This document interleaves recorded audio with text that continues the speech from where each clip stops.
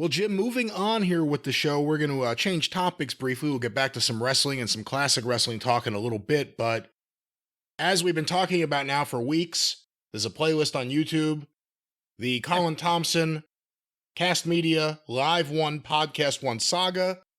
We've been a part of it. We've been following it. We've been hoping that We've been breaking it. We've been breaking it, but we've been hoping that others would pay attention to it. And we've been very busy behind the scenes talking with a lot of different people. And here, as we are recording, a brand new video by Coffeezilla came out. The name of the video, by the way, let me get the exact name, Exposing a Podcast Scam. And it's on YouTube right now. It's on my social media. Jim, what are your first thoughts about all this? You know, I got to be honest, I didn't know of Mr. Zilla's work. I'll call him Coffee. I feel like now we're all on the same side. But he has a massive following. Now, you know, Brian, we are the #1 pro wrestling podcast. Yes, ever. That's without question. But currently at the same and time, ever, yes. Currently and ever. But at the same time, I'm willing to realize that there are 4 or 5 people in this world with a bigger audience than ours. And Coffeezilla's one of them, and our friend Theo Von, he's done quite well for himself. Yeah.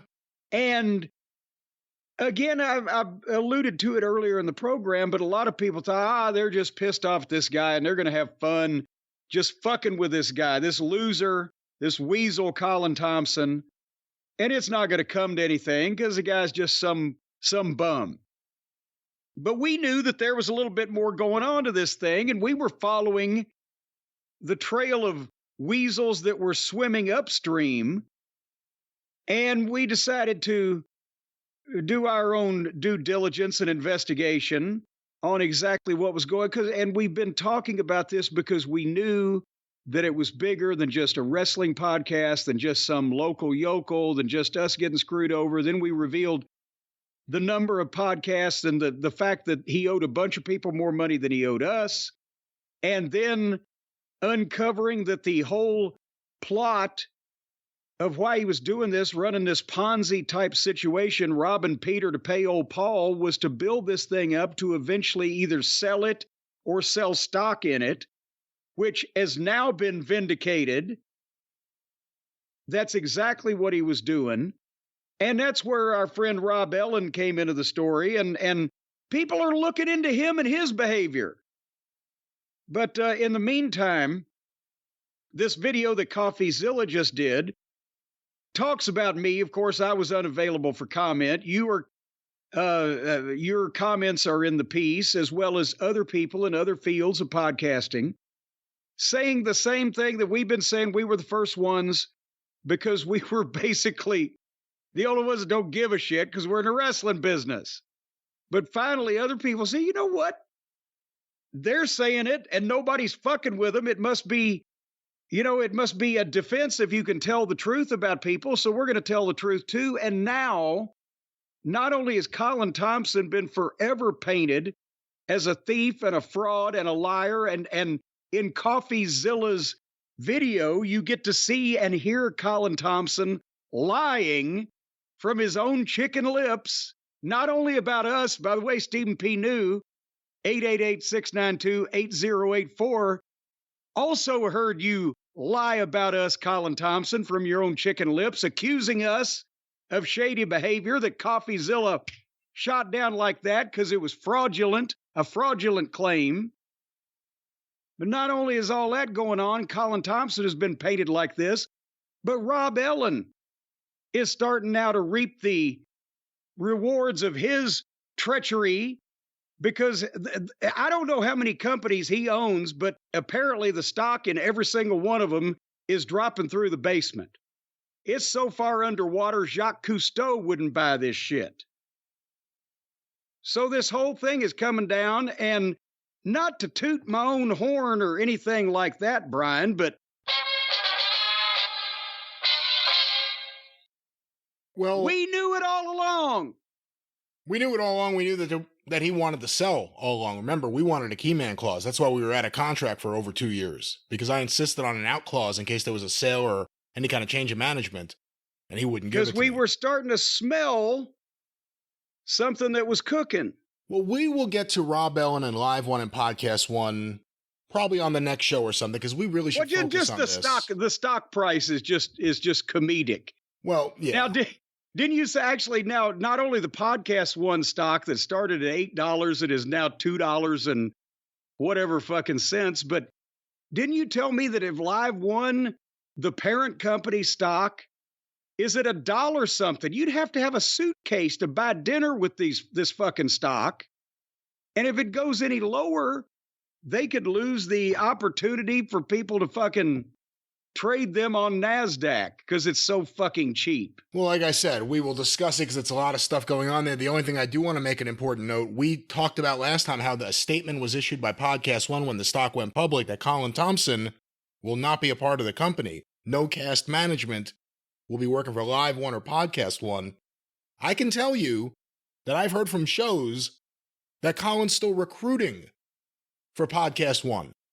It's like the old WWE thing. You don't work here. You're an independent contractor. He's not working there, but he's right now working on their behalf, and maybe his own behalf too, actually, to get shows to sign with PodcastOne. And according to Coffeezilla, it's not just that the shows get stock. For every show that goes over, Kast Media gets stock. Who's Kast Media? Colin Thomson. So in order to bail him out for what he did to all of us, which is a crime, he benefits as well. And they're giving him stock in whatever company for every show that goes over from Kast Media to PodcastOne. And he's trying to get them to go over as quickly as possible because every second that they don't, he gets less money because the stock is tanking and continues to tank. So he's trying to hustle everybody and get them to hurry up and do this wonderful thing so that he can profit from it after he stole their money. Well, on that topic, Coffeezilla looked into this. Where did the money go? Now, we're going, at least in this video, with the idea that it's $4 million. I have no reason to believe it is just $4 million. No, that's just what we've been able to track down and talk to people and do some rough math. And because of the accounting issues that Coffeezilla also goes into in this video on the phone with one of Colin Thomson's accountants. No. Wasn't that, it was his partner, right? Was that an accountant? It was a former business partner. Okay, former business partner. He didn't know how Colin was getting those numbers. So nobody knows how much money that he took from advertisers and people that were paying him and misdirected it to other shit to build this thing up, because he was starting to, even when he was in financial trouble earlier this year and knew it already, he was offering large guarantees to other podcasters to join Kast Media. Apparently, he was taking the money that was coming in from advertising from existing shows, and while he was leaving us and them twisting around, he was giving that money to these new shows to sign them up to Kast, to make Kast artificially look more elaborate and more extensive and more profitable, try to unload it through his friend Rob and do this stock scam. We don't know that. I mean, you're just assuming that the way everyone else is. Well, because I'm just a small town bird lawyer. I don't know how all this high finance works. I'm just speculating. Well, the thing is, we don't know that. If we're going to assume that he gave some shows minimum guarantees, or he gave some shows money to join the network, we don't know that. Who are those shows, by the way? Who are the shows that were getting the other shows money? I don't think they knew it. How could you know that? Only Colin knew that, and whoever was helping him with the books, which is going to be something that becomes a much bigger story, I think. Colin, I could tell you, was looking for investors in April. So in March, we reached out about what's going on. We were told that they're repairing everything to give us our past due amount. Also, as we already knew, our shows were in a very strong position, that we're going to have a very good year. We knew that. We do a good job. And then all of a sudden, a month later, he's looking for investors. And a month later, I'm going bankrupt. You have to sign a PodcastOne deal. He had plenty of time to give people a heads up. I'm not going to, with blind faith, assume that he gave all that money to other shows until I see evidence of that. Oh, well, I didn't say all the money. Because as Coffeezilla says, also he built a big, nice, 1.7 million is a number I heard bandied around, house out there in Hoo-Haville. That's right. Well, this plays into the story. This is where Jim and I actually, well, let's just put it this way. Colin lied. We got maligned. We got maligned. We got slandered. That's right. By this guy, and that's why Stephen P. New is investigating all of these various slander statutes. Go ahead. I'm sorry. It turns out, we've talked about this house before in the past, right? We heard that he had built a custom home. All of his employees that are either suing him or quit or ran away from him like their heads were on fire said, yeah, and meanwhile, he's going to Hawaii all the time, and he's taking these elaborate vacations with his significant other, and he's got this brand new couple $1 million mansion house out there in some resort area of California. Well, and how does that happen? Well, he says that, well, what happened was Coffeezilla starts looking into the house, right? Finds out that Colin's house in June, at the end of June, and based on what I know, I believe it was 2 days before the internally discussed closing date for the Kast asset sale. So the end of June, Colin goes and moves his house into a trust, and the trustee is an LLC in Wyoming. For those of you who don't know this, Wyoming is now one of these safe havens where people put some of their assets, and it turns out the company, well, let me just say this. He put it all into Wyoming, into a trust overseen by an LLC. Looks suspicious, right? Looks like he's hiding his assets ahead of bankruptcy or being sued. Coffeezilla asks him. He says he had to do that because Jim Cornette and these shows had threats, and listeners have been threatening him and his family. So, because of that, because we told him where he lived. We gave out his address. He said specifically. Yeah. Yeah. He said specifically, we gave out his address. And because of that, him and his poor little family were getting all these threats. The problem is, he said we did that so it caused the house to be moved to Wyoming. That happened at the end of June. We didn't go public on the air until the end of July. He lied. He made that up. And also, Coffeezilla listened to, since we've been kind enough to put these clips on YouTube labeled clearly where everybody can listen to them in their entirety, he listened to them. We can give this fucking guy's address. That's right. We didn't say that it was 2414 Spring Hill Drive, Calabasas County, California. Well, the point is, he made the claim that it was because of you and this show and us giving out his address, so he had to go into the LLC despite the fact that... And he used your time machine. Yeah, it's a chronological impossibility that happened. So then, when called on that, he said, well, actually, Brian Last threatened it in the emails in May. You may remember those emails, folks. I read them on the air. Yes. Coffeezilla has them. Coffeezilla went through them. Coffeezilla said Brian Last did nothing of the sort. The only thing Brian Last said was that he's going to remind the listeners over and over again that Colin Thomson of PodcastOne stole his money. And I am. And I am. And we are. And we have. I mean, we've done everything. And we're continuing to do this. So he then got called on that. It turns out the website he used to form this LLC, they specialize in asset protection. They say that they will help you hide your assets from judgments. And Colin's response to that was that he doesn't write the marketing material. So the same guy that when Pod News got in touch with him about this, sent him a link to an article about libel law.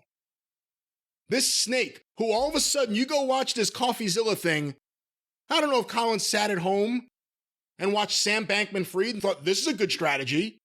I'll pretend that I'm just some doe-eyed knave who had no idea what the fuck I was doing. Oh, I didn't know. I was trying to help everyone. No, you weren't. You were pocketing the money. You were obfuscating. The accounting issues go way back. And they're going to, by the way, now we're going to find out how far back they really go. Every single accountant, and I know at least 5 of them that was involved with Kast, is about to have their ass dragged to a few different places to explain themselves. We will find out where every cent went. But even if Colin And it seemed like he was reading off a script if you watched his eyes. I think he had his influencer holding up cue cards. I think Colin is trying to now throw himself at everyone that he's just an innocent victim in all this. He was an entrepreneur with a lot of spirit who got ahead of himself. And then he tried to help everyone by getting this PodcastOne deal. And he's been so stressed over the last year over losing all this money that he had to go to Hawaii multiple times. Multiple times. His head. Multiple times, they said. Multiple times. It's expensive to go to Hawaii, even if you live in California. It's not a cheap trip. You know, he should have packed a lunch and swam. Would have saved money. So he's out there now trying to make himself the innocent guy. By the way, every conversation or dealing I ever had with him, I never got to see that. There was a bit of arrogance. He certainly thought he was some sort of creative podcast genius. Turns out that was a bunch of bullshit. But, you know, I feel bad for He's the a people bubblehead. that were really hooked into him because, again, we were using this fucking guy as an advertising agency on an 80-20 split. There, I'll reveal that so all the people that he was screwing out of a bigger piece. And now the PodcastOne's going from 60-40 to 50-50 for some people. But we used him as allegedly. We've heard that from people. We have heard that. But we were using him as an advertising agency, and some of these people were contractually tied up to him. They couldn't move their show. They couldn't do anything else with their show. He made decisions for them. And now we're hearing the testimony from the Coffeezilla video. He was behind 9 months with some of these people. We were mad because we were getting a check every other month, but it was just enough, as Mama Cornette used to say, to piss you off. But we don't know. But see, that comes back to the accounting. We know he sent us money, and at times it was a lot of money, but we don't know if that's what we were supposed to get. We don't know if it was all of the money. I can tell you, based on the period of time now where I'm dealing directly with the company supplying programmatic ads and everything, or the platform, I have a reason to suspect that he may not have been paying us our correct share for that. We don't have a breakdown of who paid what. And by the way, here's another important note. He ripped us off and lied to us, and then tried to screw us a second time. Whatever you want to say about Rob Ellen and PodcastOne, they're opportunists looking to take advantage of a bad situation. Colin tried to fuck everyone twice. He also screwed over the advertisers. These people paid millions of dollars for podcasters, influencers, celebrities, whatever it may be, to talk about their products on the air. And all those people did it. And more than likely did it well. Probably not as well as us, but did it well. Yeah. They weren't paid. So we were defrauded on our end, and the advertisers were defrauded on their end. You know what? When we haul him finally, again, it's going to look like the line in Airplane waiting to slap the guy around. But when he finally does get hauled into court, I'm thinking, Brian, here's the deal. We know he's probably so broke now he can't pay attention. He's just a gum-bumping sack of snake feces now trying to con people and stay out of jail. What about if we do this? When the judge finds him guilty, since he can't pay us back, he gets sentenced to be our butler. Yeah, I don't know about that. Think about the programming. Maybe the maid. Maybe he gets sentenced to be our maid. I'm thinking we could get our money back in the programming of making him wash jackasses and do various things with a wash tub. Hey, you know, if we're going to talk about this, let's let people actually hear him. We did this once before where we played audio of him talking about how to get paid if you're a podcaster. You may remember that clip. Yeah. Stay away from me. We've got permission. Here's him talking with Coffeezilla. The question, I believe, is, where is the $4 million? And again, I'm not going with the assumption that it's $4 million. Could be much more than that. And I have reason to think he was cheating everyone a lot longer than some of us thought. Here's Colin Thomson. Where did the money go? I began to reach out to everyone, starting with Colin Thomson, to ask for his side of the story. You're being accused of basically stealing $4 million. Your clients say you defrauded them. What's your side of the story? Yeah, I appreciate you reaching out. I wanted to talk with you because I appreciate the work that you do. I appreciate your journalistic integrity, and I know that you're going to tell a fair story. Kast is sort of the dream of the vision of independence, free speech, not bound by sort of corporate norms, the ability and the backbone to support visionary, talented, unique, independent voices, people like Theo. For those of you who are not seeing this yet, please go out of your way to see it. It appears to me. Is he in the closet? Well, that's another He looks story. like he's in his closet. No, he's broadcasting from his closet. Colin Thomson is in the closet. No, it looks like those are cupboards. It may be his office. Who knows? I mean, I thought it was one of those designer closet things. Well, what I was going to say is, if you look at his eyes, to me, Darting. they're going back and forth. They're shifting from left to right. He's reading something, I think. But let's go back to this. On, Kast's perspective was independence is the product. There were plenty of times where, we believed in a show. It ran into trouble. Maybe it was canceled in one way or another. And the question was, where's the $4 million? Yeah. Canceled, quote unquote. And we stood by our creators, right? Continue to support them through that time, when maybe a more corporate organization wouldn't. We weathered the storm together. We believe truly that's what, was unique and special about We had Kast. no storms until you stopped paying us our advertising money. We were weathering everything just fine. It was all sunshine, lollipops, rainbows, and waterfalls. Our audience was growing by leaps and bounds. You stole our fucking money. Where is the money? That's the question. Continue, Brian. My heart and soul is still in that vision. I'm a musician originally, and I got into this because I wanted to support shows that were bucking the trend, going against the grain, but unique and important to the broader dialogue. What the fuck is he talking about? Where is the $4 million?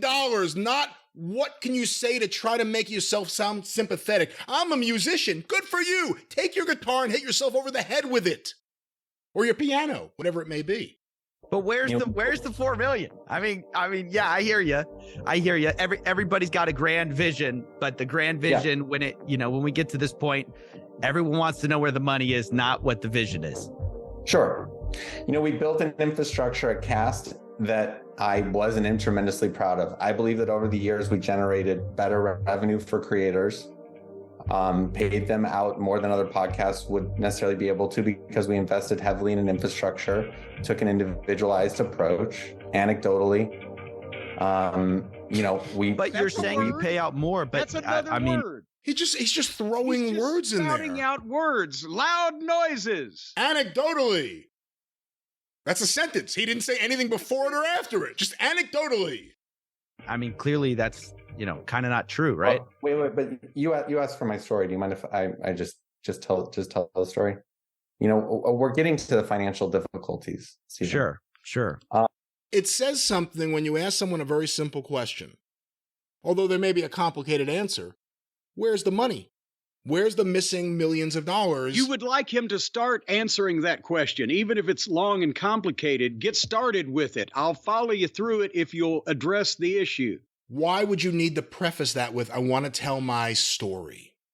Because he was born a small black child in a log cabin in Missouri.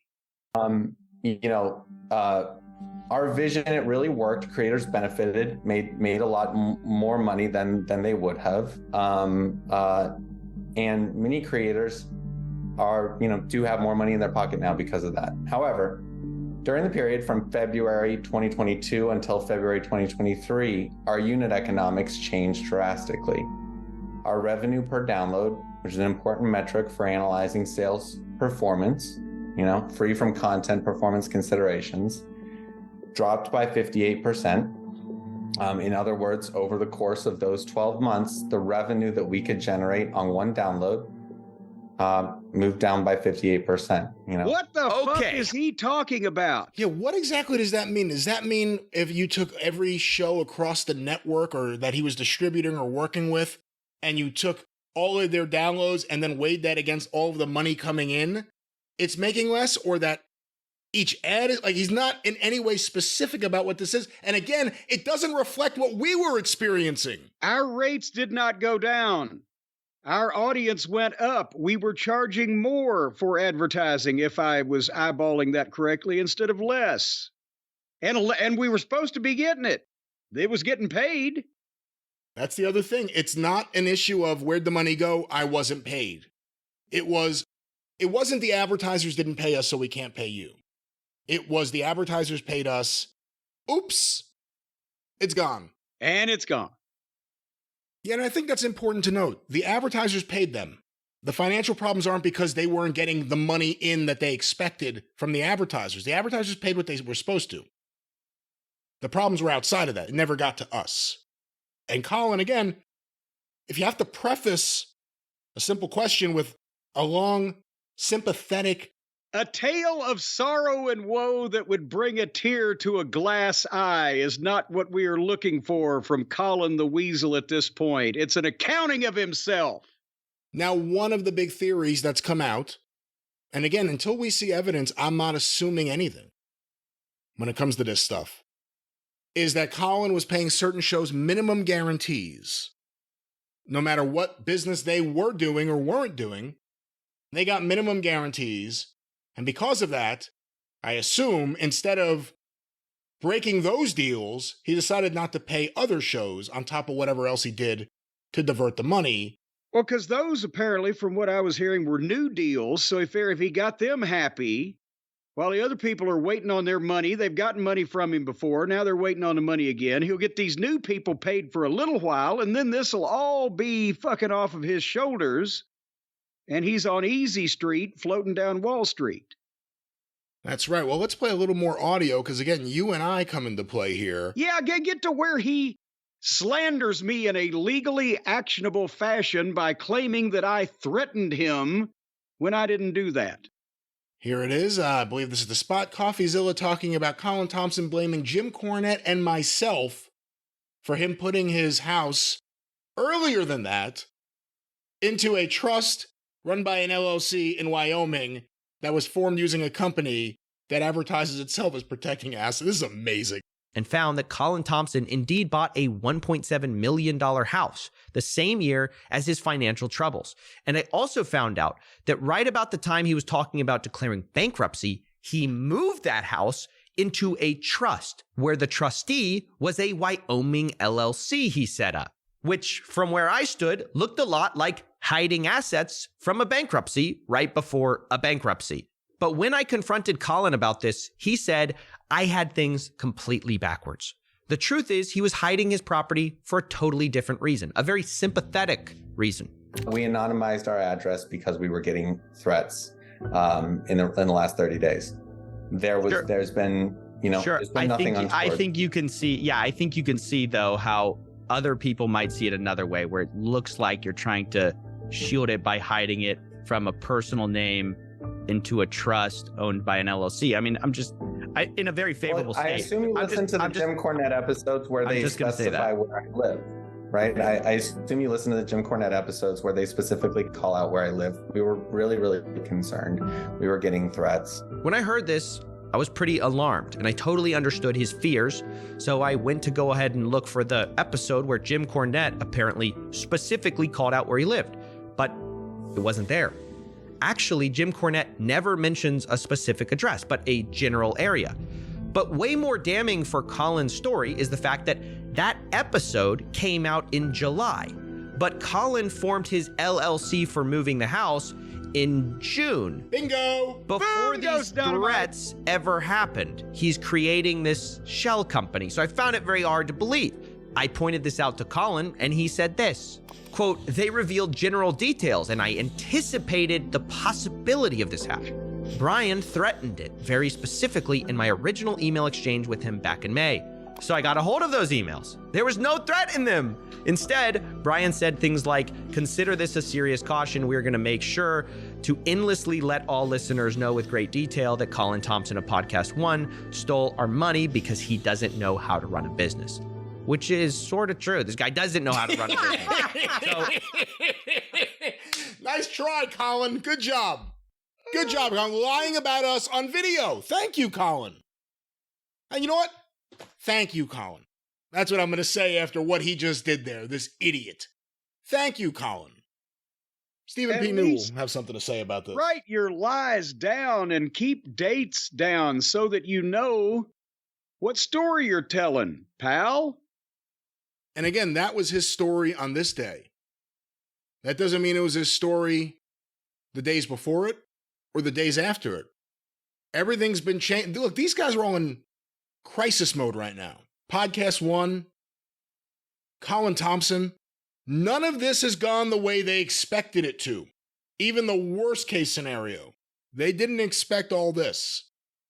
They didn't expect any of us to hold our ground and say fuck you to your legal threats. They're bullshit. These segments, let me say it here. If you're hearing this, this has been cleared by Stephen Pinu, 888-692-8084. Get even with Stephen. Jim, anything you'd like to say about Stephen? Well, yes, there is that I would like to say. First of all, thank you again to Colin, as you said, for giving us some more information or some more ammunition.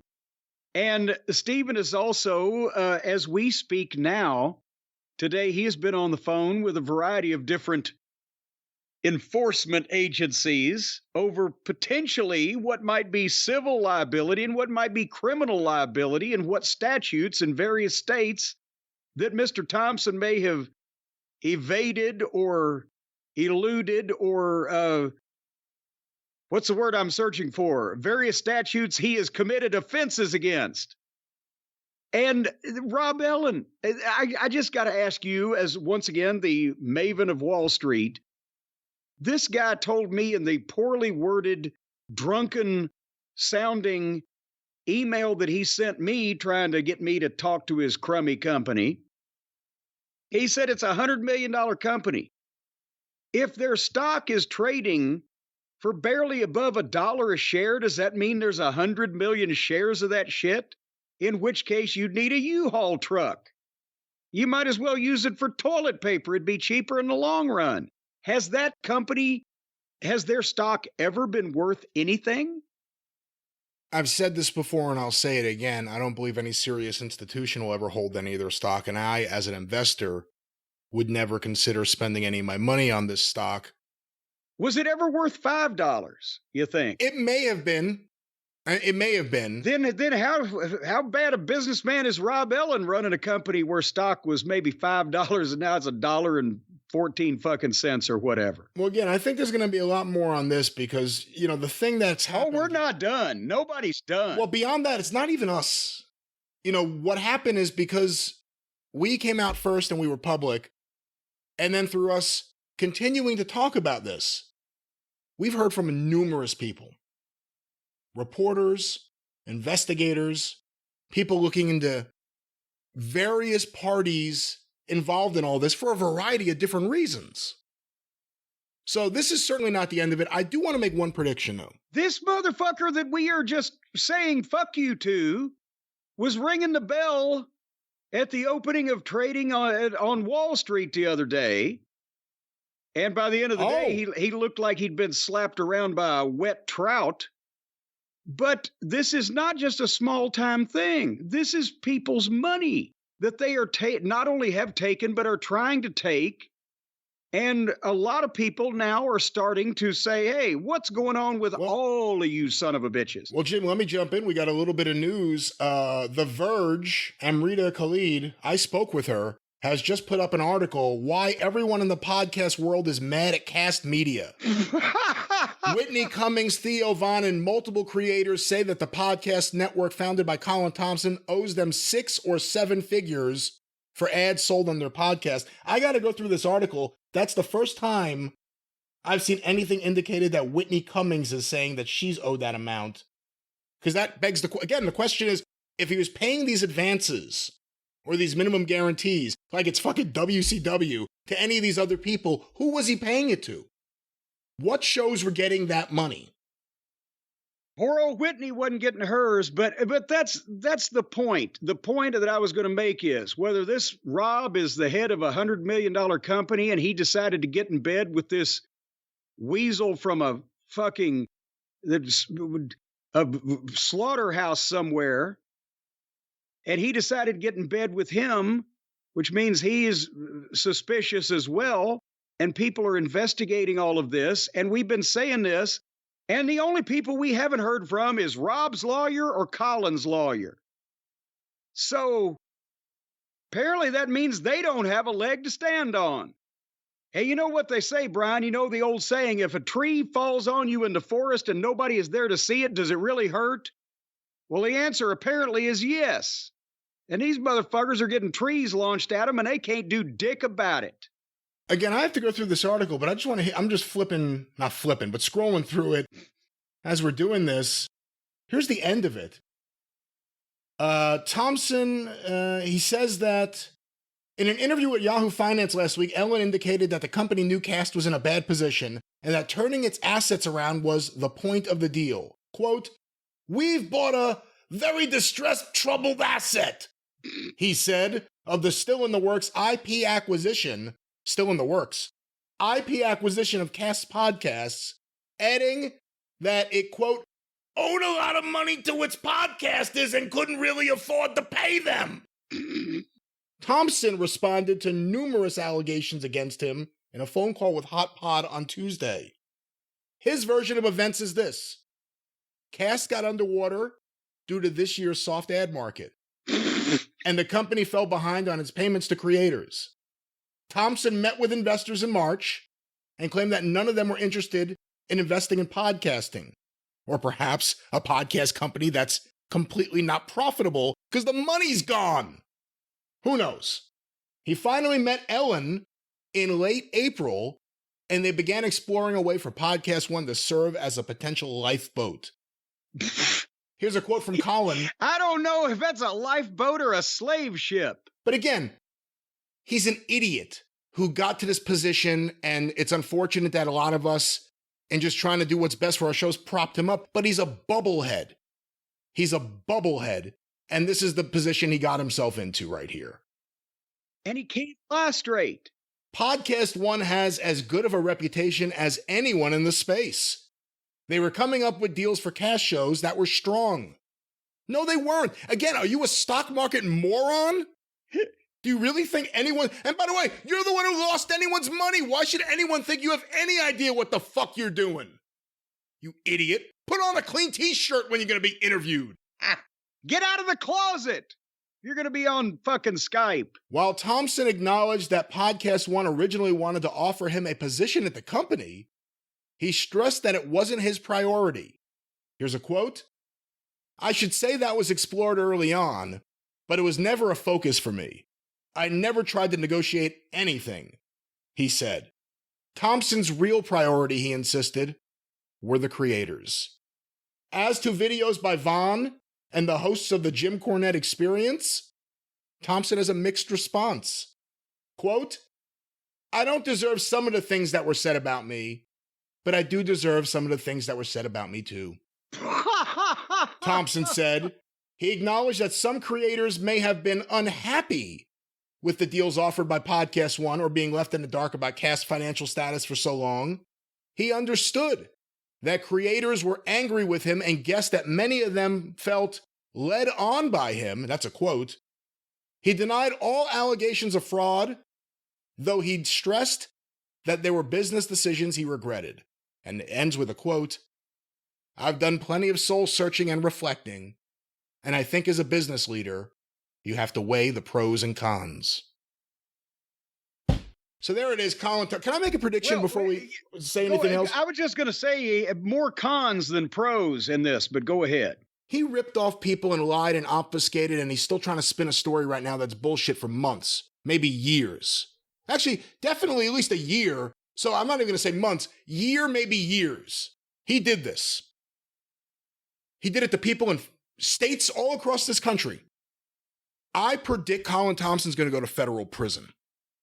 That's my prediction I'm making on the air right now. Colin Thomson, everyone's worried about who's going to sue him. He's going to prison. He's going to prison. He fucked around with millions of dollars across state lines.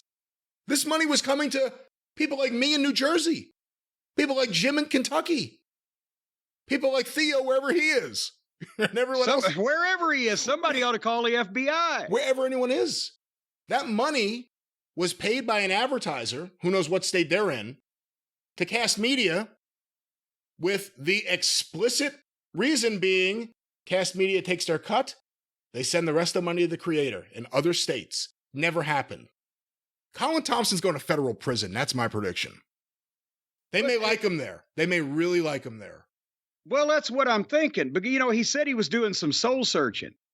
And I think, Colin, you ought to do a bunch of soul searching. As a matter of fact, get a whole group of soul searchers to help you. Go get Chuck Brown himself, because you're going to feel like busting loose where they're going to put you. You didn't even snicker at that one. No. Chuck Brown and the soul searchers? Oh, no, I'm sorry. I'm still just, Yeah, you're just The living. fact that this guy just thinks it's okay to lie and just constantly lie and lie and lie and lie. And he's going to somehow talk his way out of it.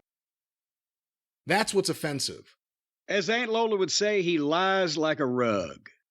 He certainly does. And with that, Jim, we will take this short commercial timeout and return after this.